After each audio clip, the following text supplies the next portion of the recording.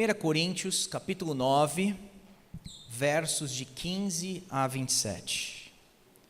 1 Coríntios, capítulo 9, versos 15 ao 27.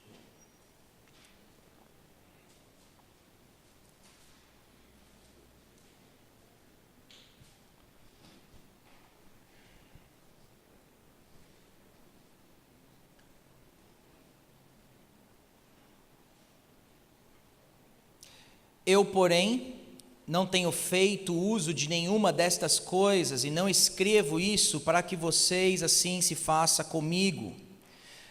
Preferiria morrer a deixar que alguém me tire essa glória.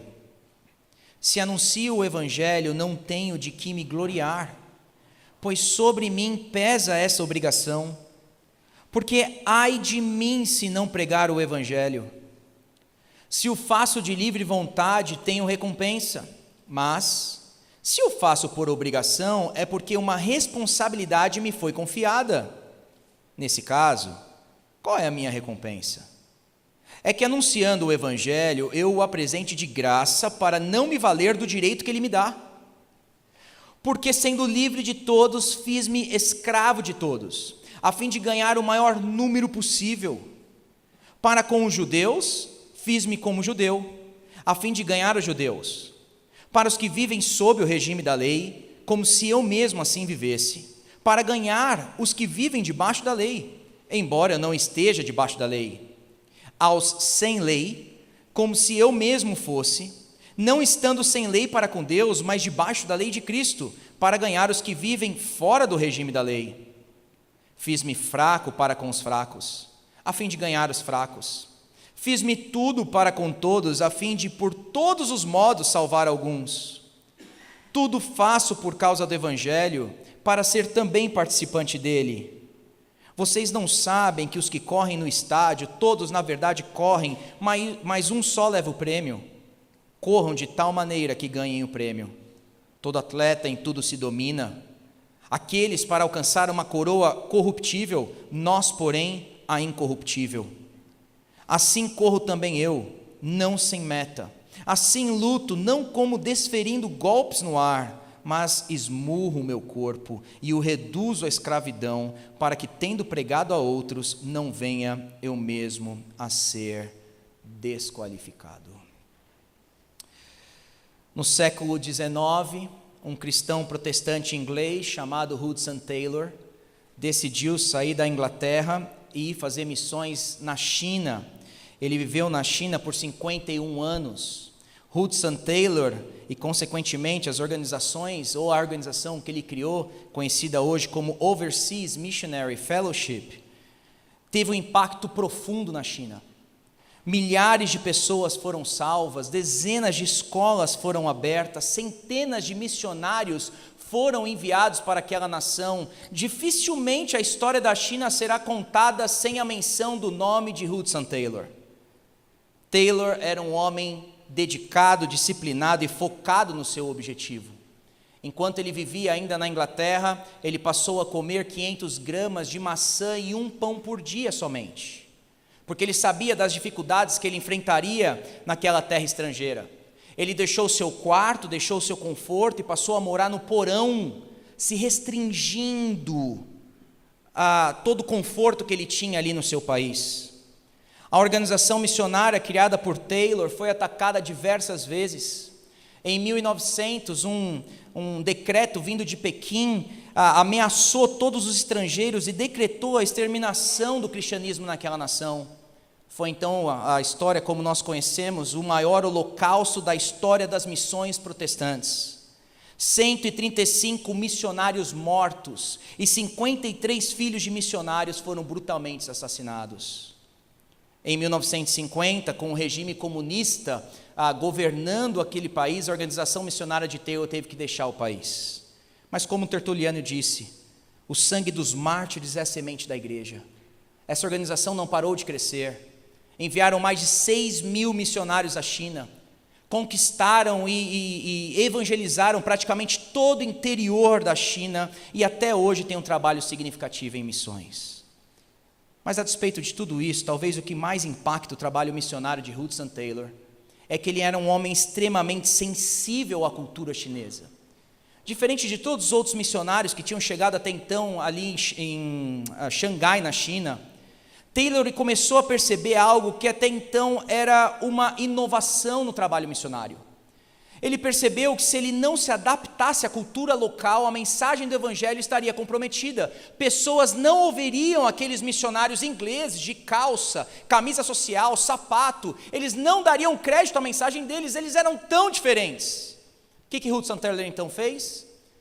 Raspou o seu cabelo, tingiu o seu cabelo. Ele narra que inclusive a química que foi usada na sua pele queimou, porque ele estava debaixo de um sol muito quente. Ele sofreu durante esse processo. Ele deixou uma trança de cabelo para ser cada vez mais parecido com aquele chinês e trocou toda a sua vestimenta, adotando agora as vestimentas daqueles chineses.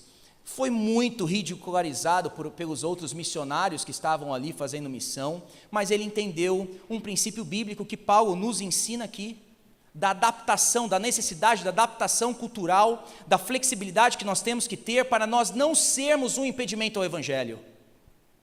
A sensibilidade de Taylor com a cultura, o amor pelo próximo, a paixão pela missão, sem dúvida alguma contribuíram para o avanço do evangelho. Portanto, ele é sem dúvida alguma um grande exemplo dessa passagem que nós estamos considerando hoje, nessa manhã. Porque Paulo também era um homem sensível à cultura. Paulo também abriria a mão dos seus direitos visando o bem coletivo, e ele também tinha um zelo pela missão. Se você olhar aí o verso 19 do capítulo 9, Paulo vai dizer: eu, sendo livre de todos, eu fiz-me escravo de todos, a fim de ganhar o maior número possível. No verso 22 ele diz: fiz-me tudo para com todos. No verso 23 ele diz: tudo faço por causa do evangelho. Se Paulo estivesse nos pés de Taylor, com certeza ele também se transformaria em um chinês. Ele também seria algo fora da curva na missiologia. E é por isso que essa passagem para nós aqui é tão importante, não só no contexto da nossa vida pessoal, mas também de vida coletiva como igreja. O que Paulo vai nos ensinar é como devemos viver para não sermos um impedimento ao evangelho de Cristo. Você deve se lembrar que o argumento de Paulo não começa aqui no capítulo 9, nesses versos que nós lemos, mas começa no capítulo 8, nós estamos pregando há 3 semanas sobre esse argumento do apóstolo Paulo.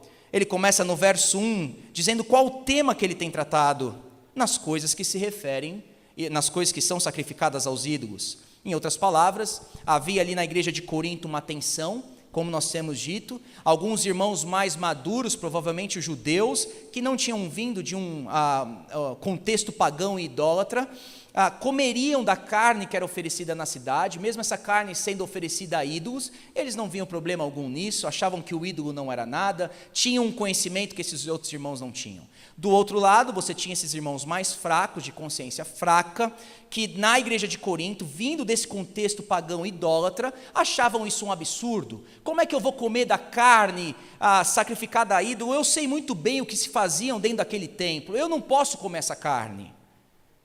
Paulo diz então a esses irmãos que eram mais maduros, que eles deviam considerar que esses irmãos fracos na fé não tinham todo esse conhecimento. Mas a maior preocupação de Paulo com esses irmãos fracos na fé é que eles eram facilmente influenciados. Vocês devem se lembrar, no verso 10 do capítulo 8, Paulo diz: será que a consciência do que é fraco não vai ser induzida a participar de comidas sacrificadas a ídolos? E aqui é um detalhe importante para a gente. Os fracos na fé são influenciados. Como é que a gente distingue quem é o fraco na fé e quem é o forte na fé? O fraco na fé é facilmente influenciado. Deixa eu dar um exemplo para você aqui, porque às vezes pode se abusar desse contexto. Vamos dizer que você gosta de ouvir aí música sertaneja boa, Chitãozinho e Chororó, raiz. Na época ainda que a letra era boa, né? Leandro e Leonardo, qual outro? Enfim, né? Vários bons aí que a gente tem, aquele sertanejo raiz. Vamos dizer que você gosta de ouvir isso. Mas aí você está agora num contexto mais conservador. E ali naquele contexto mais conservador, você tem um irmão mais velho que você, na fé, e ele chega para você e fala: para de ouvir sertanejo. Mas por que eu paro de ouvir sertanejo? Porque eu fico escandalizado. Mas por quê? Porque eu não gosto que você ouça sertanejo, eu acho que não tem nada a ver com a nossa fé. Esse irmão não te dá bases bíblicas para isso, e mais, ele não está sendo tentado a ouvir sertanejo. Esse é um ponto que deve se considerar. Ele não está sendo tentado a pecar. Na verdade, esse irmão não é fraco na fé, ele é forte, a ponto de querer botar o ponto dele sobre o seu ponto. Vou inverter o contexto. Você está ouvindo Chitãozinho e Chororó, o seu sertanejo raiz. Mas agora você é líder de jovens da igreja local, e os jovens olham para esse líder agora e dizem: nossa, o meu líder ouve música do mundo. Eles não têm filtro, eles não sabem ainda distinguir se existe música do mundo, se não existe.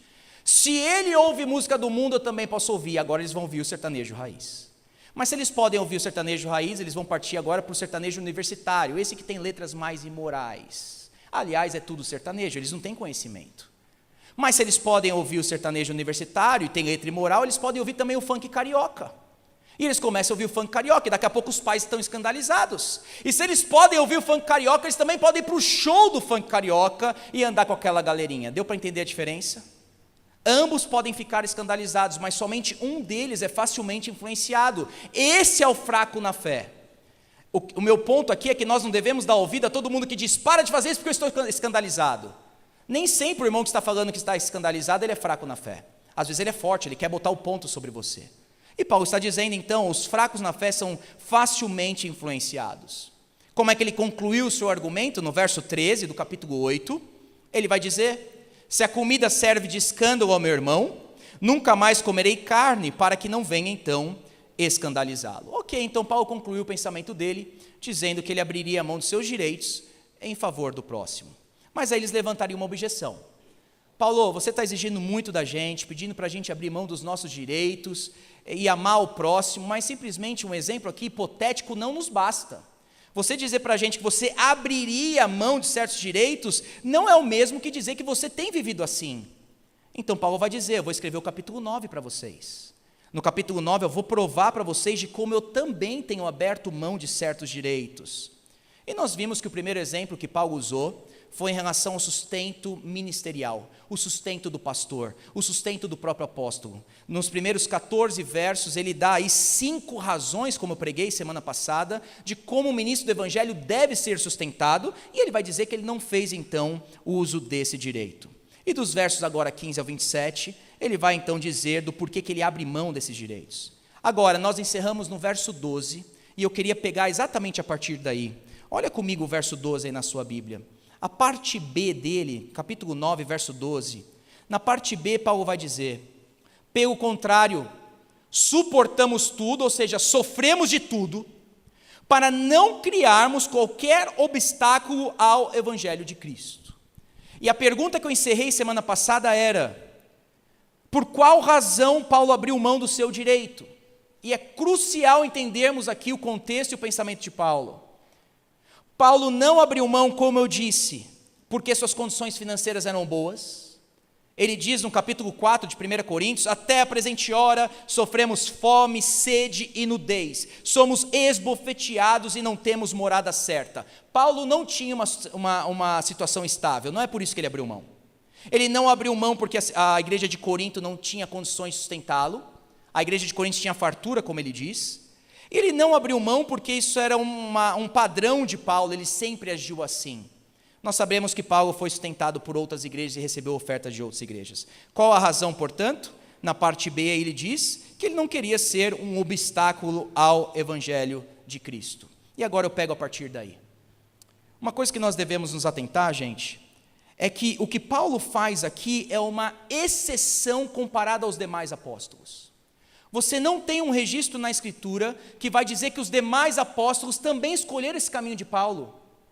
Pelo contrário, quando você está lendo o verso 4 e 5, Paulo está se comparando com os demais apóstolos, ele está dizendo: será que eu também não poderia ser que nem eles, comer e beber pelo sustento de vocês? Será que eu não poderia levar minha esposa como os demais apóstolos fazem também? O que Paulo está fazendo aqui é uma exceção específica a ele. Você não tem nenhum outro registro de outro apóstolo fazendo o que o apóstolo Paulo está fazendo aqui. Agora, por que Paulo faz isso? Porque essa era a estratégia usada por Paulo em territórios ainda não evangelizados e quando a igreja estava ainda em uma fase inicial. Quando Paulo desbravava ali um território virgem, por assim dizer, onde o evangelho ainda não tinha chegado, ele adotava exatamente essa postura. Agora lembra, o apóstolo Paulo foi chamado aos gentios, ali era a grande parte do ministério do apóstolo Paulo.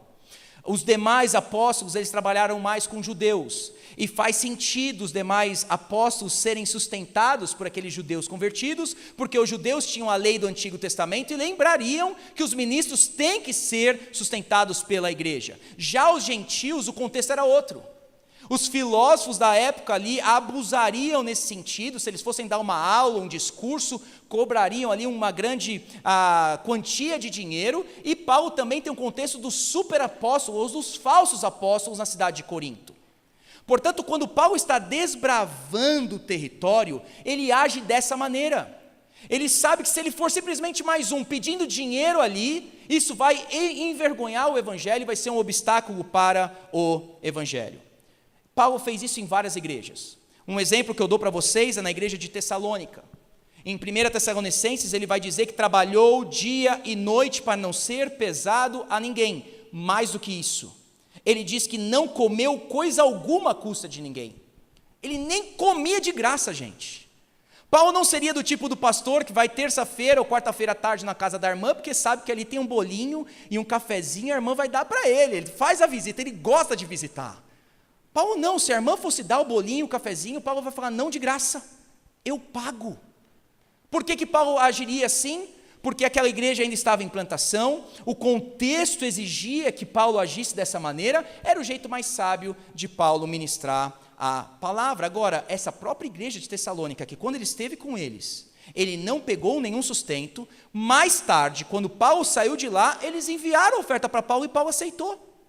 Então o ponto é que isso aqui é uma estratégia ministerial do apóstolo Paulo, portanto faz sentido ele dizer, eu não quero ser um obstáculo ao evangelho.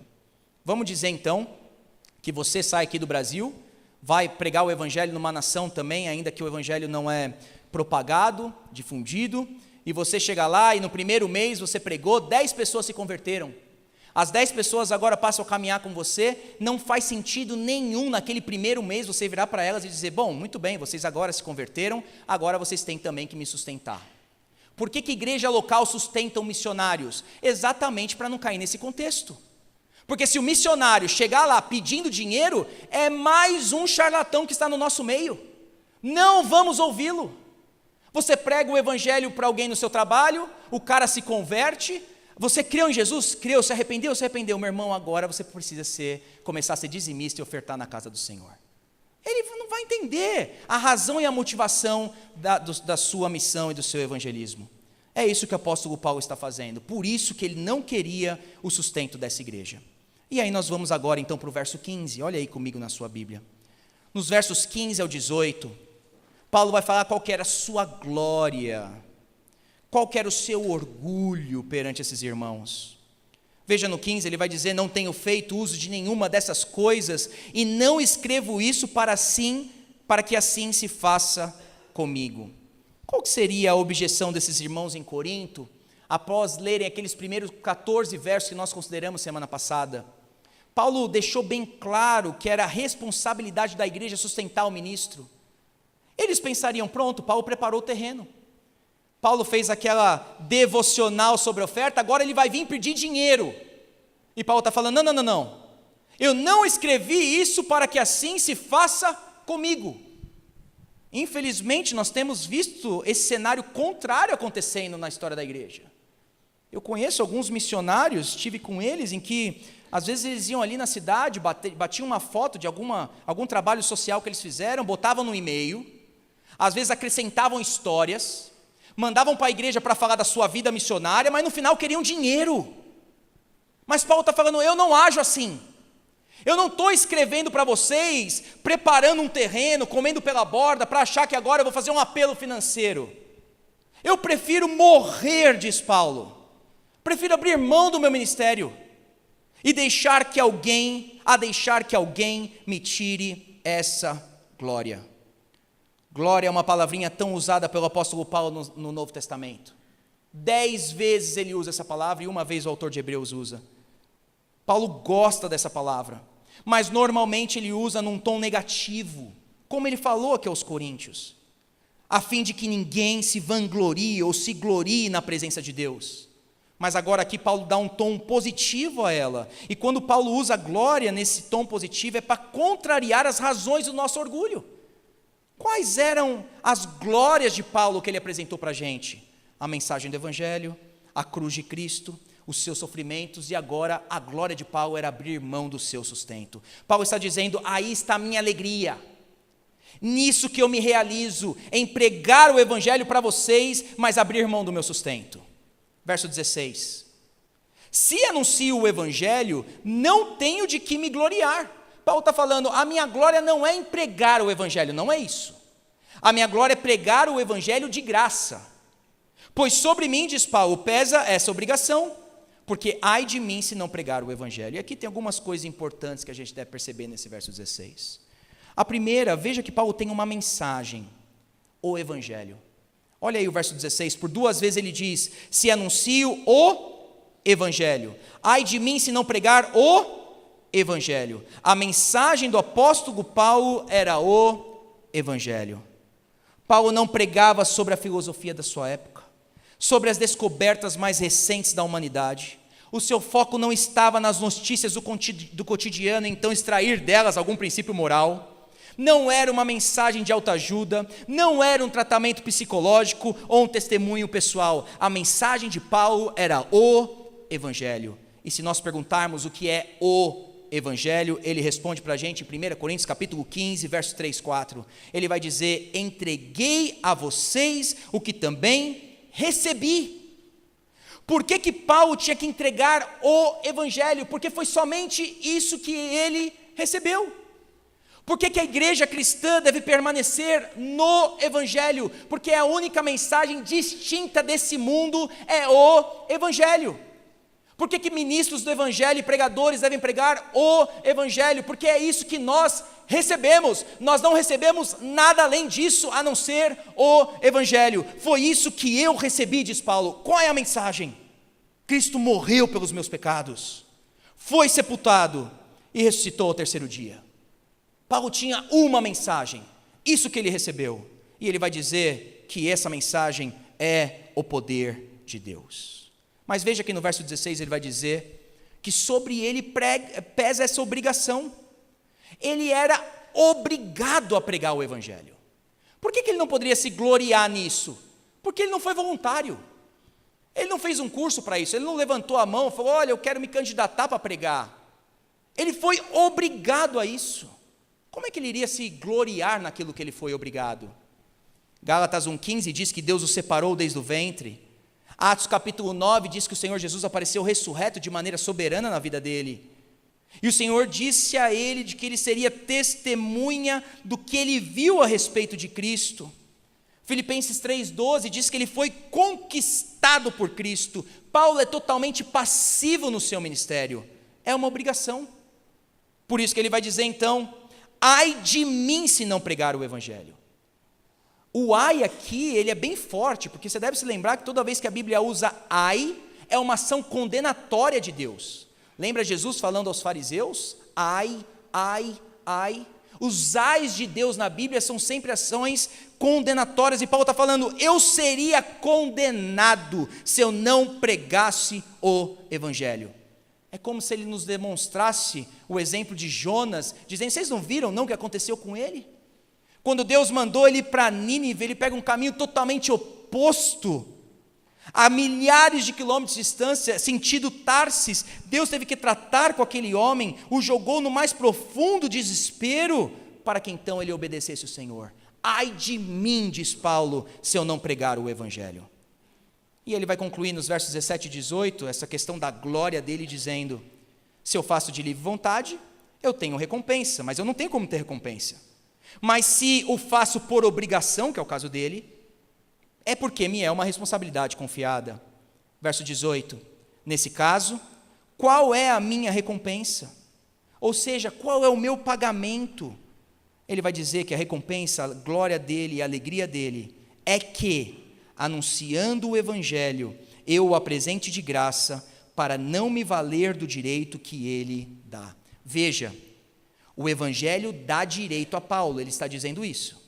Não é que Paulo não tinha direito de receber sustento.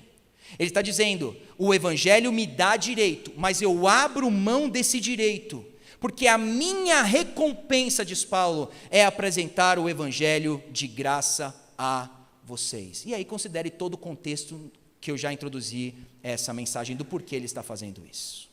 Quais as razões então do porquê Paulo abriu mão do seu sustento?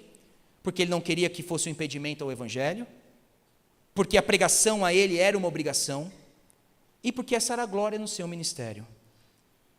Agora, gente, enquanto muitos ministros hoje em dia se orgulham com a prosperidade que eles têm, muitas vezes explorando a igreja de Cristo, usando essa prosperidade como um sinal de autenticidade ministerial, muitos pregadores da palavra têm dito, olha minha conta bancária como está cheia, Deus está me abençoando, aqui é a prova do meu ministério. Paulo está dizendo, essa não é a minha glória.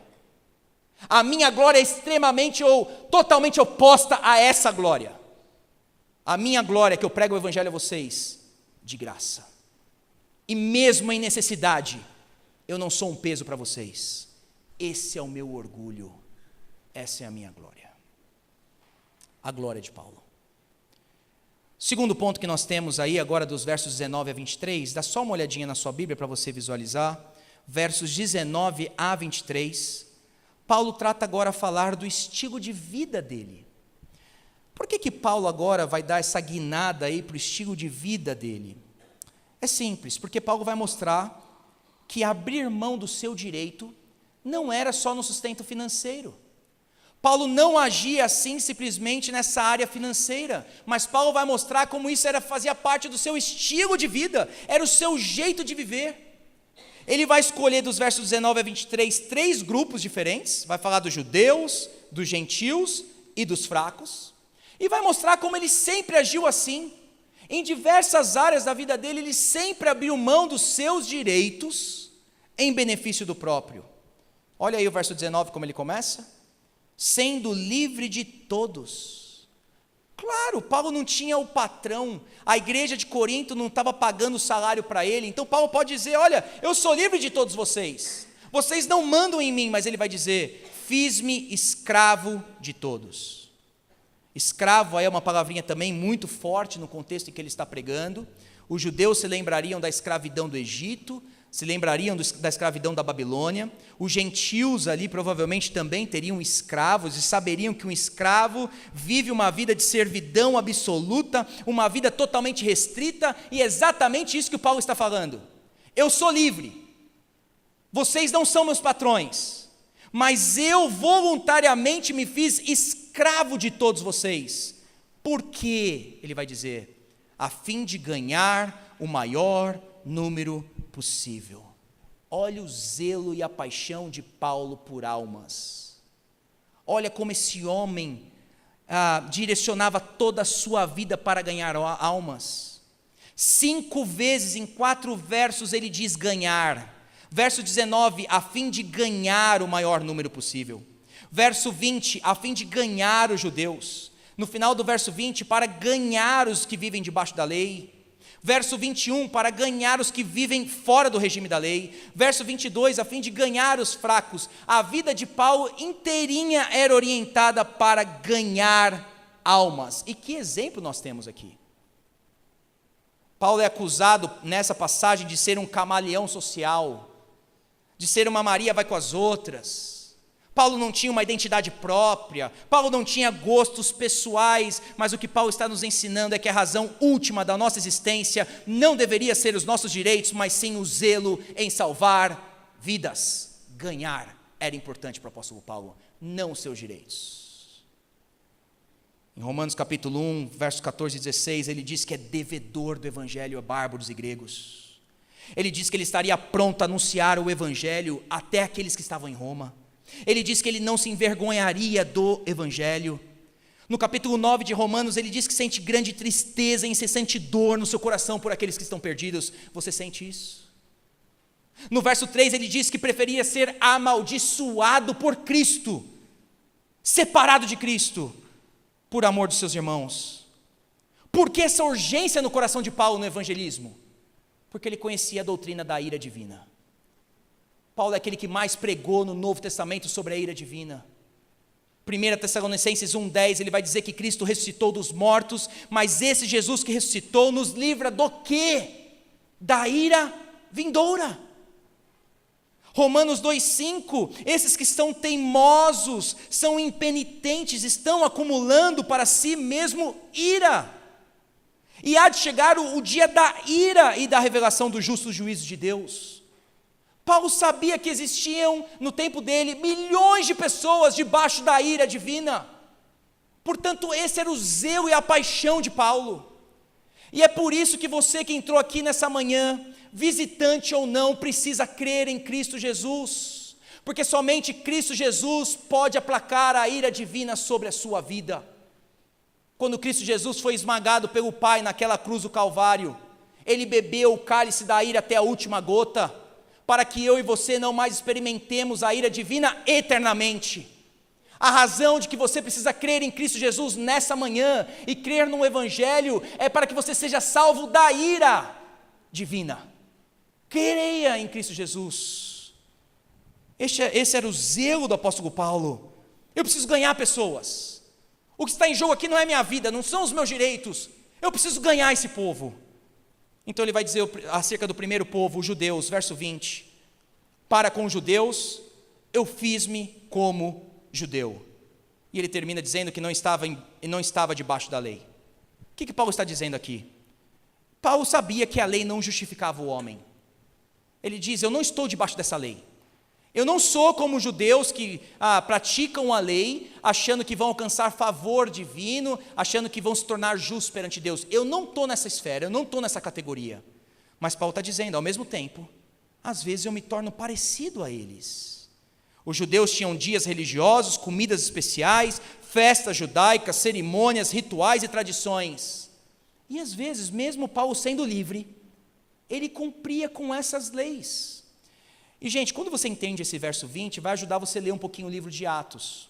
Porque, às vezes, lá em Atos, você vai ver o apóstolo Paulo fazendo coisas ainda tão ligadas ao judaísmo, como, por exemplo, ele circuncidou Timóteo em Atos capítulo 16.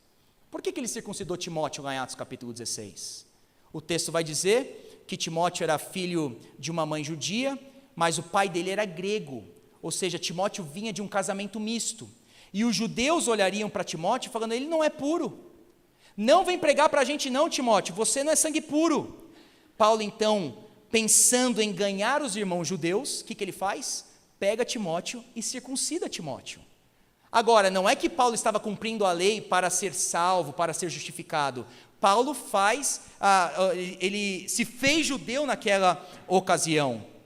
Você vai ler em Atos que Paulo raspou a cabeça fazendo um voto, também um tipo de voto judaico. Você vai ler em Atos 21 também, que ele participou de um ritual de purificação. Por que Paulo estava praticando esses rituais? Ele explica no verso 20, eu fiz-me judeu para com os judeus, a fim de ganhá-los para Cristo. No verso 21, agora ele fala do outro grupo, os que não têm lei. E ele vai dizer como se eu mesmo fosse, eu não tivesse lei, não estando sem lei para com Deus, mas debaixo da lei de Cristo. E nós sabemos então que Paulo, quando estava com gentios também, ele praticava ou se socializava com eles de igual para igual. Nós temos um exemplo bíblico disso aqui também, em Gálatas capítulo 2. Lembra quando Paulo admoestou Pedro? Qual que foi a exortação dele a Pedro? Pedro estava comendo com gentios, em Gálatas capítulo 2, e agora alguns judeus chegaram da parte de Tiago ali, e Pedro deixa aqueles gentios e passa a comer agora com os judeus. Paulo está dizendo, por que você fez isso? Se você está com gentios, coma como eles comem. Come a comida que eles comem. Paulo está dizendo no verso 21, aqueles que estão sem lei, eu também agi dessa forma. Mas veja, os limites dele. Embora eu não estou sem lei para com Deus, mas estou debaixo da lei de Cristo. Qual que é o limite da adaptação social, da adaptação cultural de um cristão? Nós estamos sim debaixo da lei moral de Deus. Nós estamos sim debaixo da lei de Cristo. Portanto, eu posso estar com judeus, eu posso estar com gentios, eu posso estar com diferentes povos, raças, etnias, tipos de gente, eu posso estar com todos eles, mas há limites. Eu estou debaixo da lei de Deus e eu estou debaixo da lei de Cristo. Paulo, ao mesmo tempo que ele é flexível, ele nos ensina aqui que há limites. É isso que ele está dizendo aí no verso 21. No verso 22, ele apresenta o terceiro grupo, que são aqueles que são fracos. E os fracos, aí você deve se lembrar de 1 Coríntios 8. Então, o argumento de Paulo lá no verso 13, de Coríntios 8, dizendo que ele deixaria de comer comida, se fosse o caso, pelos irmãos fracos, é verdade. Ele diz aqui no verso 22, eu fiz-me fraco para com os fracos. Mais uma vez aqui ele está ensinando aqueles que são fortes, que têm conhecimento. Eu fiz-me fraco para com eles. E ele conclui então essa segunda sessão dizendo, no verso 23, tudo faço por causa do Evangelho, para ser também participante dele. Em outras palavras, a maneira que eu vou provar que eu sou um participante do Evangelho, que o Evangelho me alcançou, é vivendo dessa maneira, abrindo mão dos meus direitos, não sendo um empecilho ao Evangelho a diferentes grupos, mas com limites, com o limite da lei divina, com o limite da lei moral de Deus. Paulo assim conclui então o segundo ponto. E aqui, gente, nesse segundo ponto, nós poderíamos pensar sobre essa questão da contextualização bíblica. Por que desde o início aqui na Igreja da Trindade, nós falamos ou levantamos aí a bandeirinha da contemporaneidade, de sermos contemporâneos? Qual que é o princípio bíblico para isso? Será que essa passagem do apóstolo Paulo não nos leva a pensar dessa maneira? Nós estamos no século 21, morando em São José dos Campos, o estilo musical hoje em dia é diferente do que era 20, 30 anos atrás, a maneira de pessoas se vestirem hoje em dia é diferente do que pessoas se vestiam 20, 30 anos atrás. Será que nós não deveríamos também não criar empecilhos ao Evangelho e sermos flexíveis em algumas questões como igreja local? Será que Paulo não nos ensina isso? Será que como reformados, igreja cristã, nós temos que ser esquisitos? Eu sou bíblico, anticultural, sem nenhuma adaptação à cultura? Será que não há belo e verdadeiro na nossa cultura que nós podemos aproveitar? Jamais iremos nos render plenamente à cultura. Nós temos limites, mas jamais fugiremos dela. Desde o início nós temos pensado isso aqui na Igreja da Trindade. Devemos nos engajar culturalmente, mas sempre confrontar os ídolos dessa cultura. Aproveitar o que é bom, reter o que é bom e confrontar o que não for bíblico. Terceiro e último ponto de Paulo, então. A disciplina agora do apóstolo Paulo. A glória, a vida e a disciplina. Por que Paulo vai terminar desses versos 24 a 27 dessa maneira aí que nós lemos? Ele vai dizer para a gente o que ele teve que fazer, o estilo de vida, o quanto custou para ele viver dessa maneira, o quanto custou para Paulo abrir mão dos seus direitos e ser tudo para com todos. O que Paulo vai fazer nesses versos aí do 24 a 27 é olhar aos jogos que aconteciam ali em Corinto, os jogos istmicos, esses jogos que só perderiam para os Jogos Olímpicos de Atenas, várias modalidades de esportes, aconteceriam ali de 2 em 2 anos esses jogos, e Paulo vai tirar ali 2 exemplos, o da corrida e da luta, do boxe aqui no caso, e ele vai fazer agora uma analogia desses exemplos com a vida cristã. Ele começa aí no verso 24 dizendo, vocês não sabem que os que correm no estádio, todos na verdade correm, mas um só leva o prêmio? E aí a exortação dele a nós, corram de tal maneira que ganhem o prêmio. Em outras palavras, Paulo está dizendo para nós que a vida cristã é uma corrida. Na vida cristã há disciplina, a vida cristã exige esforço. Se de um lado Paulo nos ensina que devemos ser flexíveis com a cultura, do outro lado ele nos ensina que na vida cristã nós devemos ser disciplinados. A liberdade não pode ser limitada se não tivermos domínio próprio. É um balanço que Paulo está colocando aqui para a gente. E esse ensinamento de Paulo, de que nós devemos ter esforço na vida cristã, que ela é caracterizada por isso, esforço e disciplina, é um ensinamento claro no Novo Testamento. Jesus disse, esforça-te por entrar na porta estreita, trabalhem pela comida que permanece para a vida eterna. Paulo disse, mantenham-se firmes em 1 Coríntios e que nada os abale. Ele disse em Gálatas, não nos cansemos de fazer o bem. E em Filipenses ele diz, ponham em ação a salvação de vocês. Muitos de nós, na nossa caminhada cristã, sofremos por nossa conta própria, por não darmos atenção devida a essa realidade que a vida cristã exige disciplina. E não é à toa de que muitos desanimam no meio do caminho, porque nós pensamos que a vida cristã é feita somente de espontaneidade. Se eu sentir vontade, eu faço. Se eu sentir vontade de ler a Bíblia, eu leio. Se eu sentir vontade de ir à igreja, eu vou. Se eu sentir vontade de orar, eu vou orar. Se eu sentir vontade de servir os meus irmãos, eu vou servir. Se eu sentir vontade de usar os dons na igreja, eu vou usar. Somente se eu sentir, eu faço. E Paulo está falando, a vida cristã não é caracterizada somente por aí. A vida cristã também exige disciplina. Mesmo sem sentir, você faz porque tem que fazer. Porque você é um atleta. Porque a vida cristã é uma corrida. E você deve correr de tal maneira para ganhar o prêmio. No verso 25 ele vai dizer, todo atleta em tudo se domina. Aqueles para alcançar uma coroa corruptível, nós, porém, é incorruptível. O que ele está dizendo é que, se até esses atletas ali em Corinto corriam por uma coroa de pinheiro, que era a coroa que eles ganhariam na época, dado 1 mês, 2 meses, aquela coroa já não existiria mais, e eles eram disciplinados nessa corrida, quanto mais nós, diz Paulo, que a nossa coroa é incorruptível. Escrevendo a Timóteo, ele falou que essa coroa está reservada para nós, é a coroa da justiça, que o Senhor, o justo juiz, nos dará naquele dia. Pedro vai dizer que essa coroa, essa herança, jamais irá perecer, macular-se ou perder-se.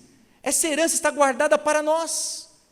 E Paulo está dizendo, se por uma coroa perecível, eles são disciplinados, muito mais nós cristãos.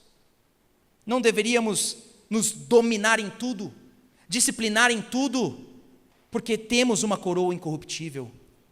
Então ele termina o seu argumento nos versos 26 e 27 dizendo, assim corro eu também, não sem meta, assim luto, e agora ele fala do boxe, não como desferindo golpes ao ar.